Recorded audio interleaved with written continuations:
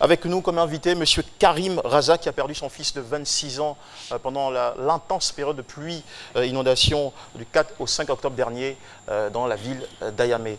M. Karim Razak, pour renforcer votre témoignage, nous invitons avec votre permission ici l'ami intime de votre fils dont je rappelle le nom, Karim Mouideni, dont nous saluons la mémoire. Cet ami-là, c'est le jeune Emou Tassi, qui est carreleur, je rappelle, Emou, qui arrive avec les yeux tout rouges, et forcément affecté. Nous allons encourager avec des applaudissements, s'il vous plaît, mesdames et messieurs.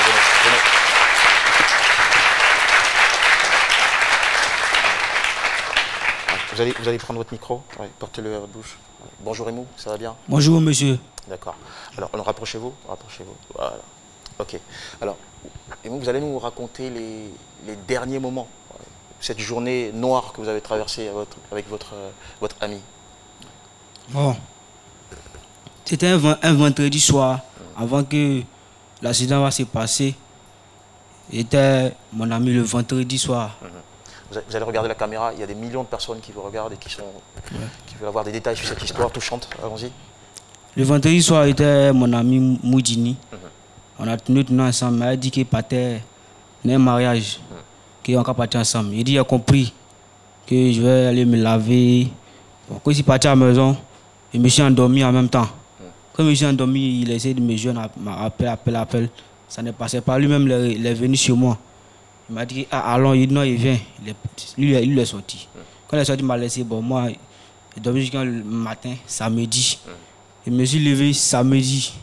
Le samedi à 10h. 10h que je me suis levé là. Je suis sorti dans le quartier. Maintenant, il est croisé. Il lui a demandé, tu as dormi? Il dit non, il a dormi avec son frère. Il a un autre frère encore. Il est armé là-bas. Et quand il a dormi avec lui, là, il lui a demandé, ah, tu n'as pas dormi avec ton père? Il dit non. Il dit qu'il était avec son père. Le vendredi soir, il lui a dit qu'il s'en fait petit travail, tout. Quand il a dit ça, il dit d'accord, il a compris. C'est dans ça là. On était arrêté. À ce moment où on était arrêté, rapprochez-vous. À ce moment où on était arrêté, Lola nous arrivait ici. Ok. Au niveau du ventre, oui. Ou de la ceinture. Oui. Ça c'est dans mon quartier. Dans mon quartier, il y a les magasins à côté, les vieux, mais les mamans, on essaie de soulever les sous, table, main haut, bagages, main haut. Maintenant, quand on a arrêté dans le quartier. Vous avez porté assistante aux femmes qui avaient des bagages quasiment inondés par l'eau. Oui. Hein. C'est très bien, vous avez un cœur généreux en tout cas. Maintenant, on a arrêté.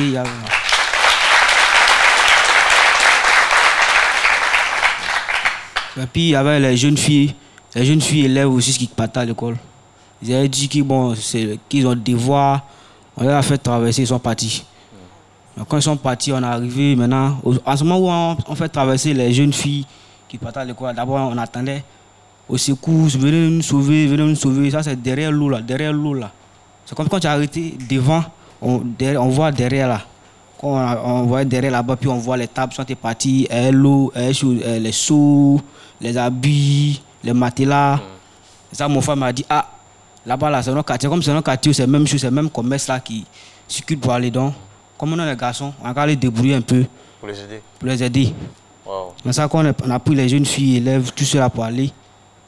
Tout ça malgré le niveau de l'eau, vous braviez. Oui. À ce moment, le courant de l'eau n'était pas trop fort que ça. Voilà. Maintenant qu'on est parti, on a essayé d'aider les mamans à notre retour là. Vague d'eau là, c'était déjà aggravé encore même. Maintenant, je lui ai dit, ah, on va se calmer, on passe. Il dit non, il a compris. Il ne sait pas à quel coup son pied a cogné le bois. En même temps, il est tombé dans le courant, dans la vague, là, côté vague. Là. Quand il est tombé dans le côté vague, la vague l'a envoyé vers moi. Il a attrapé. Ça m'a relâché. Il est revenu encore. Mais quand il voit que comme ça, c'est pas bon là. Moi, je suis tombé devant lui. C'est comme si moi, ici devant. Vous avez sauté pour pouvoir le rattraper. Oui, d'accord. Lui, il venait fort. Il venait vers moi maintenant. À ce moment ci il y avait des gens qui étaient arrêtés là-bas. Et bon, et si ça n'a pas nagé, il me regardait. Et bien, ça me demande l'a fait. Alors, ça, quand il m'a crié, il s'est couru, il est passé. Quand il est passé, ça, il a essayé d'attraper son habit là.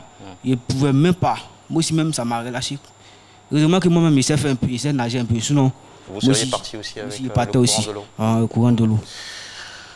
Wow. D'accord. En tout cas, courage à vous. Vraiment courage. Merci. Quel type de garçon il était? Quel souvenir vous avez de votre camarade? Bon, en tout cas, bon, moi, il était très gentil vers moi. Voilà.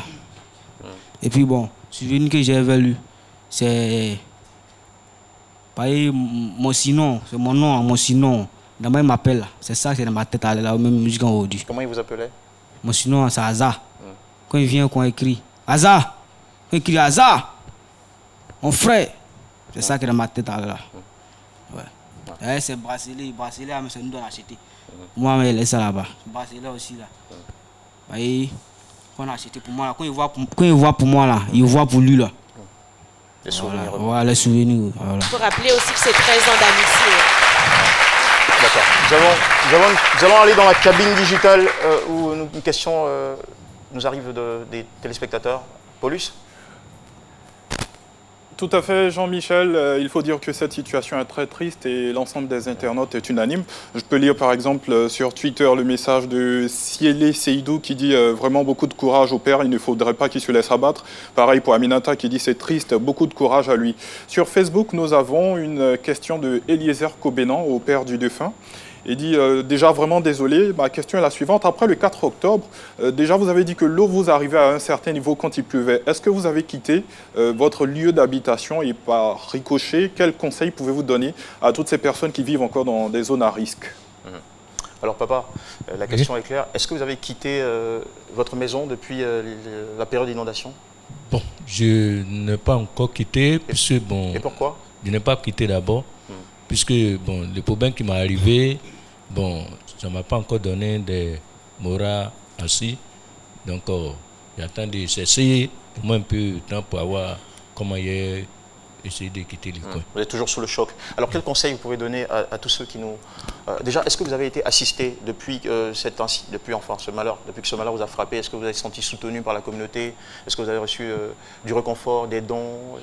Oui, vraiment, vraiment, il y a eu beaucoup de gens autour de moi de me donner des dons. D'abord, je remercie sincèrement le gouvernement, le ministre Akawele, et puis le ministre Amontano Marcel, avec tous les soutiens que les gens m'ont envoyés. Bon, donc je les remercie. En tout cas, merci à toutes ces chaleureuses personnes qui vous ont apporté du soutien jusqu'ici. Nous allons... ça va? Ils sont. D'accord, courage encore.